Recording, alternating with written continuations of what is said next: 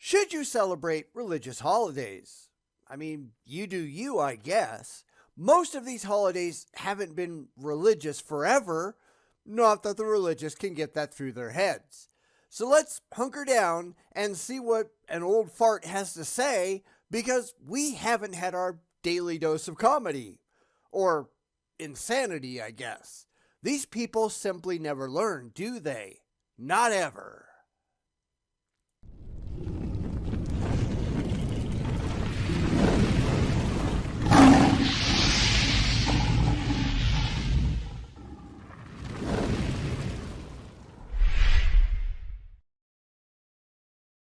Let's get back to Gramps as he tries to convince us to celebrate his silly religious holiday, and everybody else just laughs their asses off. Because he's not likely to get there by just spouting nonsense, and I suspect that's all he's able to do. I guess we'll have to see for part 2, right? Because it is ever so simple to rip this nonsense apart. I guess we have to bite the bullet and let him continue and see if he's got anything of substance to say. Signs point to no, but I guess we'll just have to see. It's more inclusive, especially to the secular masses. But here's the thing. I don't give a damn about inclusivity. I care about reality.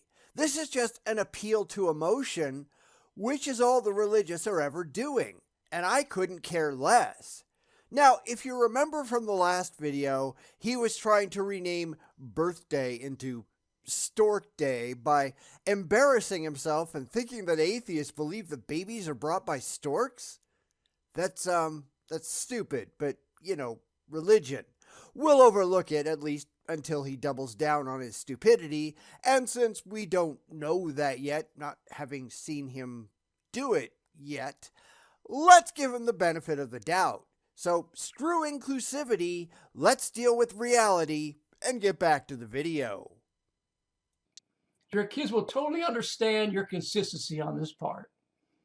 Explain away where babies come from by simply using the stork. And there he goes. But I was never really nervous about explaining reality to my kids. I'm not trying to explain anything away, and you shouldn't be either. Now, you don't go into the detail with young kids because they can't handle it, but you don't just make shit up either. Because guess what? You have a responsibility to raise intelligent, rational, critical thinking children who can handle themselves in verifiable reality. Your comfort doesn't mean a damn. Let's learn to deal, okay? That's really why it was my kids that were upsetting the apple cart at school. We got called in numerous times when our kids made the other kids cry because they just told the truth. My response was always, well, maybe you need to educate these children to deal with reality. And the teachers kind of went, okay, maybe we should do that. Because my kids weren't doing anything wrong. They were just asking questions and expecting intelligent responses. Eventually, most of the rest caught up, I suppose, but that's just the way it goes. Of course, you'd never be able to do that on some topics today, but they've been out of the school system for a very, very long time, and I would never have done anything differently. I don't think anyone else should either. No need to really think about the point of origin of anything like birth or conception or heaven forbid, to talk about sex. But consider this. But as for you, Bethlehem Ephrathah, too little to be among the clans of Judah. And I'll stop you right there because that's exactly where the religious go wrong. It's not talking about Bethlehem, the town, it's talking about a clan, a people group. Then the anonymous author of Matthew, whoever the hell that was because we simply don't know, misinterpreted the passage, perhaps on purpose, just to give his story a little more weight with the prophecy-expecting Jews. It's never been a prophecy to begin with. It was just, hey, I can make that into something and I can use it for my own benefit. Of course, we don't know if it was purposely dishonest. Maybe it was, maybe it wasn't. Maybe the author, whoever the hell that was, actually believed it. But believing it doesn't make it true. We know only that it didn't refer to a place that the future Messiah was supposed to be born. That's why in the New Testament you have Jesus being born both in Nazareth and in Bethlehem, because they were trying desperately to make it look like Jesus was the supposed Messiah, foretold in the ancient Jewish scriptures. But it just wasn't true. But we'll let him keep going, because I'm sure there's supposed to be a point to all this somewhere. Let's go see. From you, one will come forth for me to be ruler in Israel. Which didn't happen. Jesus was never a leader in Israel. He was a minor apocalyptic preacher at best, if he existed at all. The religious have to insist this, even though the details do not match, because they have a vested interest in their imaginary man-god being real. That just can't be supported rationally or evidentially, and that's what they have to do. That's why the author of Matthew, in Matthew 2:5-6, he didn't directly quote from Micah 5:2. That's what makes it seem like it was a purposeful misquoting intended to make a point that just wasn't justifiable. Now, that might be because the author of Matthew was using the Septuagint, the Greek version of the Hebrew scriptures, but he made some serious changes to make it seem like Micah said one thing when in fact it said something entirely different. That looks like dishonesty to me. You can even look elsewhere in the Bible, such as 1 Chronicles 2:50-51, which actually describes the clan of Bethlehem, who was the son of Caleb's second wife. So it wasn't a prophecy at all. It was never intended to be a prophecy. It was just made up like just about everything else in the Bible. What the hell else is new, right? His times of coming forth are long ago, from the days of eternity. That's from the book of Micah, minor prophet, chapter 5, verse 2. And I've already explained why that is wrong. Sorry, sometimes I jump the gun. But this is not at all hard to understand or work out for yourself, but the religious, they just can't handle doing it, can they? This just has to be true because, fifis in faith. But that doesn't actually mean anything, does it? That's the problem with the religious. And I went through a ton of religious websites on this, and all of them just say, but we're right, without understanding anything about their own stupid book. They've done no actual research, and they have no actual understanding. They just really want to believe, but that doesn't make it so. Micah was a minor prophet in the 8th century BC.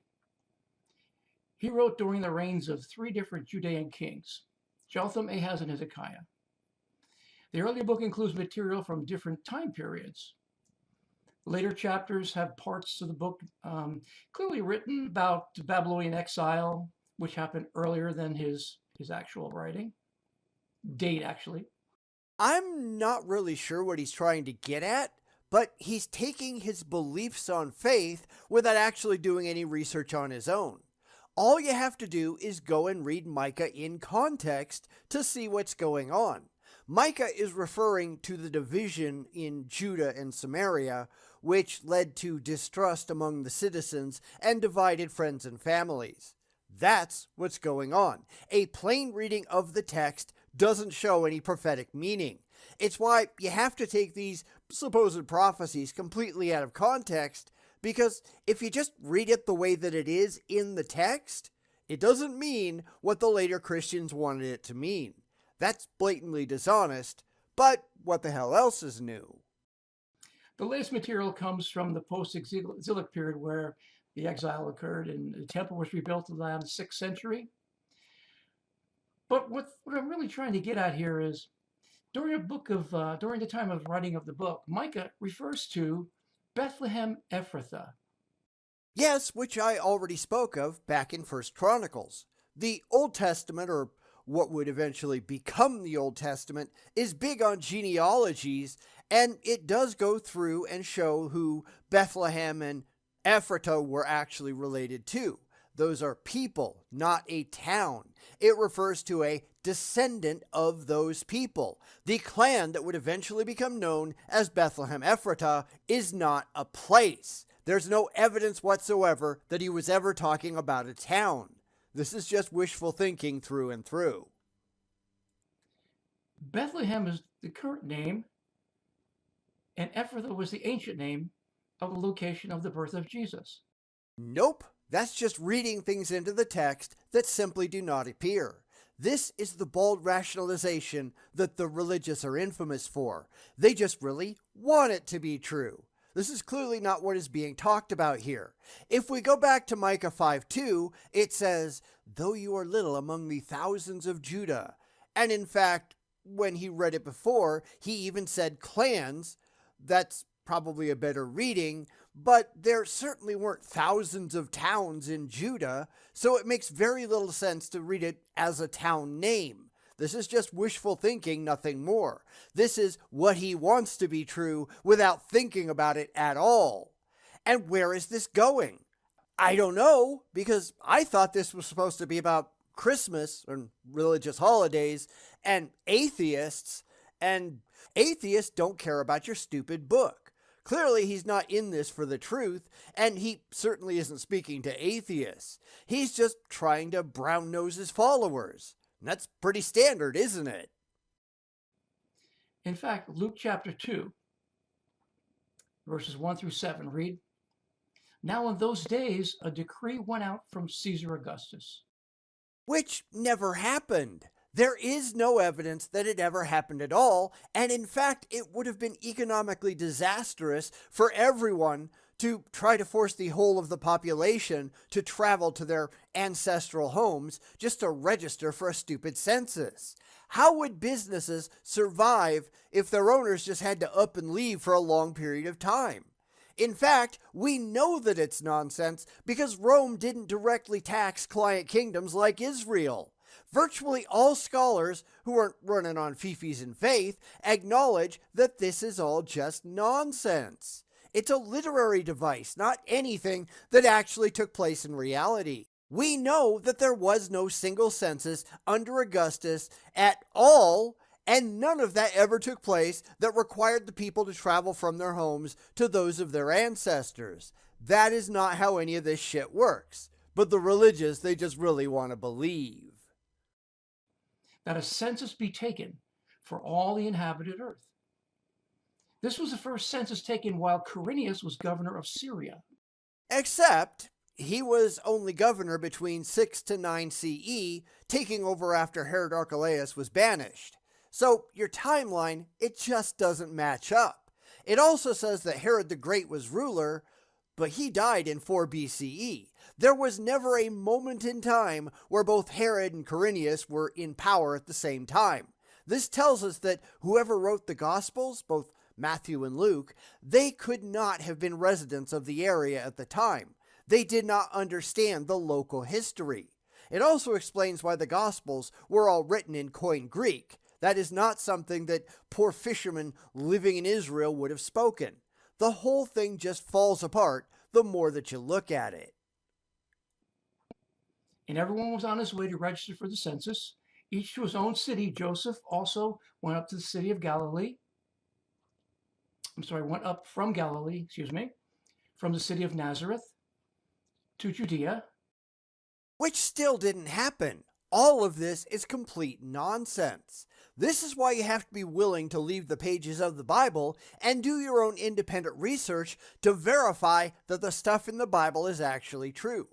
I did that, if you remember, and that's why I'm not a Christian anymore. Because the Bible doesn't stand up to any kind of rational critical scrutiny. All he's doing here is just spouting the comforting mythology that Christians tell each other, but none of this stands up to any kind of rational evaluation. We know that this stuff didn't happen. Mary and Joseph couldn't have gone to this mythical census post 6 CE when Quirinius was in power, before Jesus was born, when Herod declared that all male infants had to be put to death because Jesus had to be born prior to 4 BCE when Herod died. It just doesn't work that way. There is no conceivable scenario where any of this fits together, even if we didn't know that the whole idea of a worldwide census was bullshit already. This is mythology, not demonstrable fact. In fact, it's demonstrably not fact. These people are dumb. They really, really are. To the city of David, which is called Bethlehem, because he was of the house and family of David.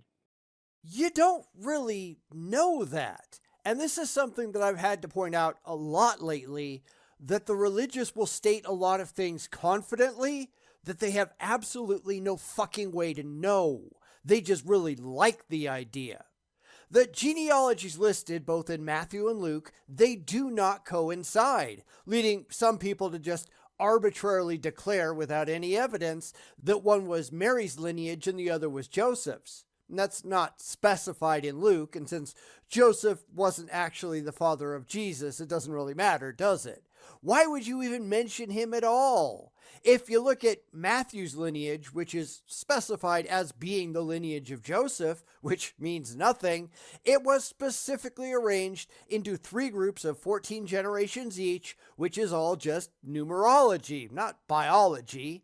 It could be because the numerical value of David in Hebrew is 14. We don't know. But Luke's is arranged in 11 groups of 7, which is also numerology. The point here is the 2 genealogies speak of David. Matthew traces his genealogy through David's son Solomon, where Luke traces his through David's son Nathan. At best, if you're giving 2 genealogies for Mary and Joseph, which of course we don't really know that, but let's play along, that at least gets you to a justification that they were both going to the same place for the stupid census that never happened. But that doesn't mean anything since it never happened. So what's the point? In order to register along with Mary, who was engaged to him, who was with child, while they were there, the days were completed for her to give birth. And she gave birth to her firstborn son, and she wrapped him in cloths. So, my book says a thing. So what?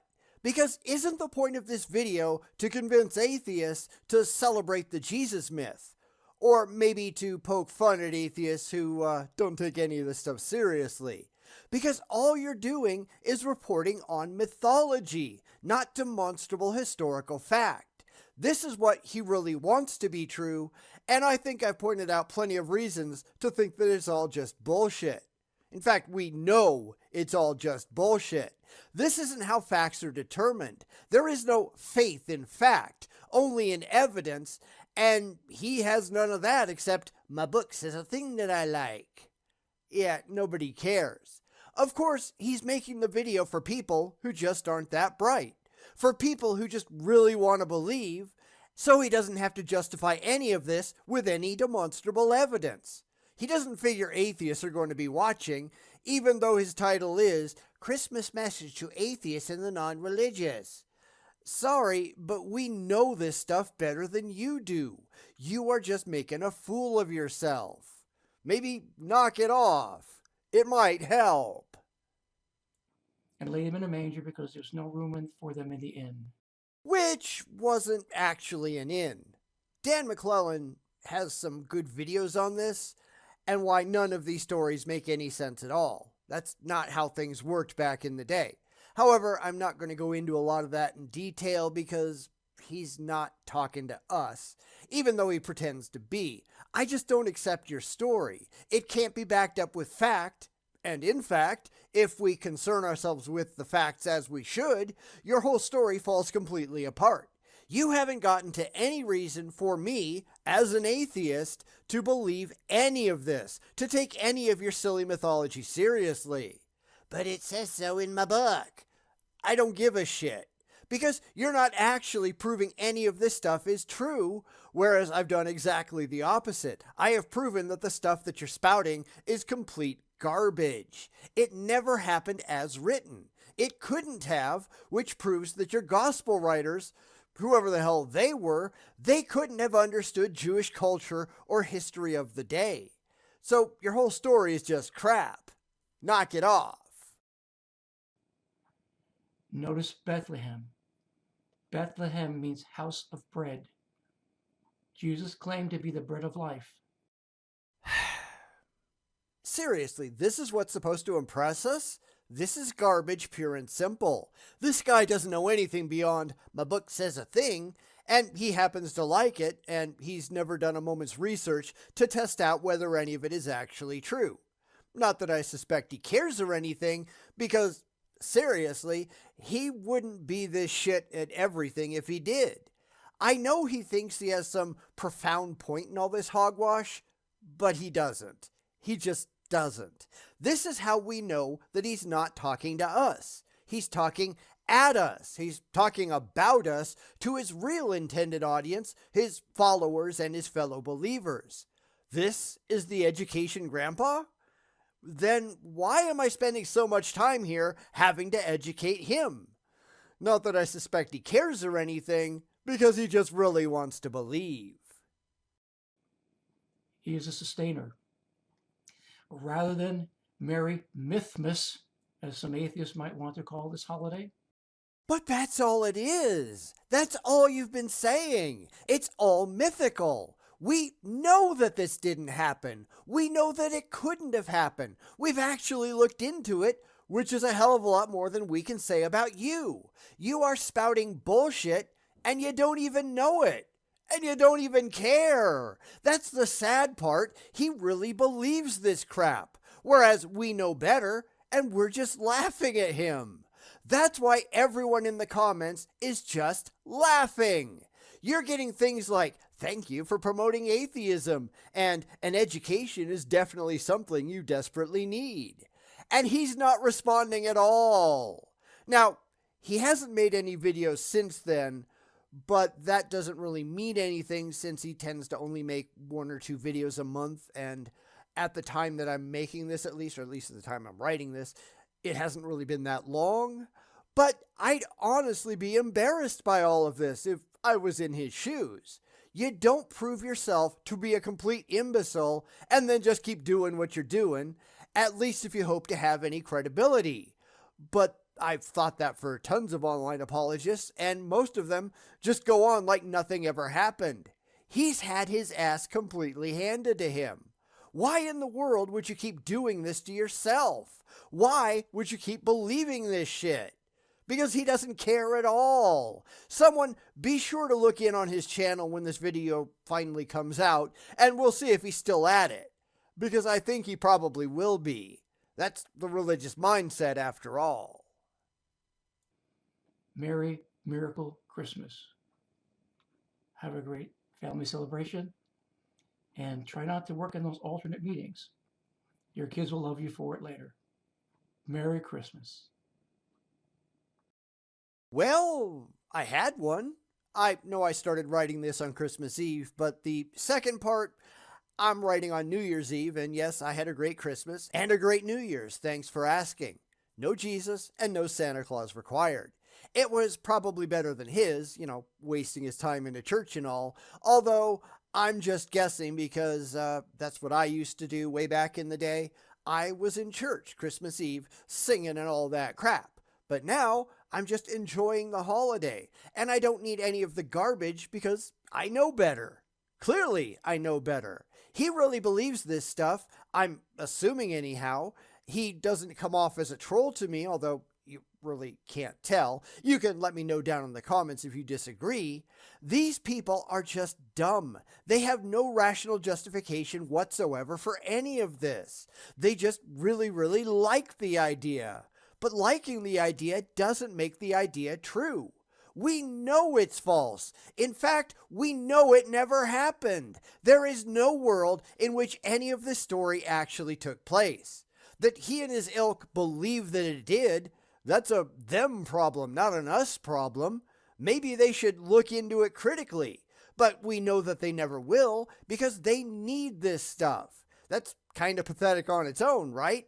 They need to believe because their lives are so ridiculously empty without it. Mine isn't. Mine is great. Had a great time, gave and received some great presents, had fun with my family and friends, and I don't need anything else. Tonight, I'm going to spend a nice quiet evening with the wife, watching bad movies, because that's kind of what we do on New Year's Eve. We have our own traditions, and we sure the hell don't need yours. So, everybody, I hope you had a wonderful Christmas and a fantastic holiday season. We can do this entirely without this old fart's imaginary friends. And I say that being an old fart myself, so no insult intended. I don't need this crap in my life, and neither do you. And we all know this is crap, every last bit of it. It's sad that these religious morons can't figure it out for themselves, but they don't really care, do they? We're not the ones with the problem. They are. And that's just sad, right?